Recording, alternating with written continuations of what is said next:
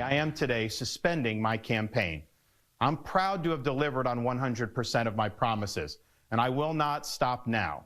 It's clear to me that a majority of Republican primary voters want to give Donald Trump another chance.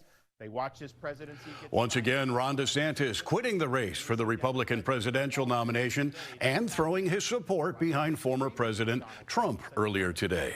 This is a major development in the race for the White House, and political analyst Stephen Caliendo, political science professor at North Central College, is here to talk about it. Thanks for joining us, Stephen. Good to see you, Dane. Thanks for having me.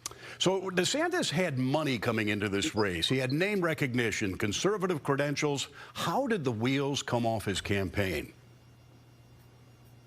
I think we'll be doing a post-mortem for some time, because you're right that he came in with momentum and a good bit of money, although the money question's interesting because he was really all in on Iowa. And even though he came in second place in Iowa, he didn't win any of the 99 counties. And of course, it was a distant second place.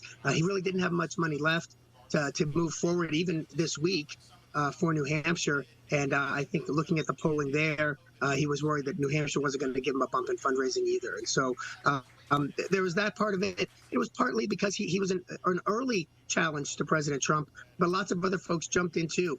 Remember, those fall debates were quite crowded. Lots of ideas there, lots of other candidates who are spending time in Iowa and other places, and his messages simply got lost in the shuffle. And as a candidate, he just didn't seem to be able to connect very well, did he? He's a little on the stiff side. You know, it's a different era than it was even 50 years ago, but certainly 100 years ago, where ideas really are what matters. He's certainly photogenic enough. He's a handsome fella, but he's not real smooth. And so when he got in the town halls, when he got in the debates, he wasn't exactly sure where to look. He didn't look comfortable when he was smiling. These are all intangibles, but when people are comparing them against other candidates, and then for Republicans, of course, the most important question for them is who can beat Joe Biden. DeSantis just didn't seem like he was the one who was going to do it for them. So now it is a two-person race on the Republican side. Who do you think this helps more, Nikki Haley or Donald Trump? That's such a great question. I don't want to punt on it, but let me explain it this way.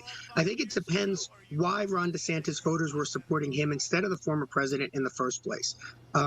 As you know, in the last couple of debates, it was really DeSantis and Haley only. They were going at each other a lot. Ron DeSantis, of course, throws his support immediately behind Donald Trump today in his video. He didn't have to do that, but he does.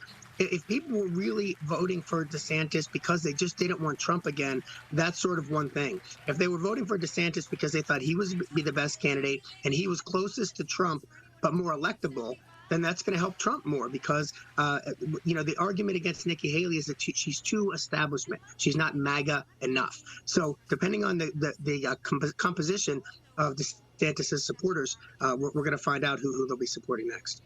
Political science professor Stephen Caliendo, thanks for joining us this evening. It's wonderful to see you. Have a good night.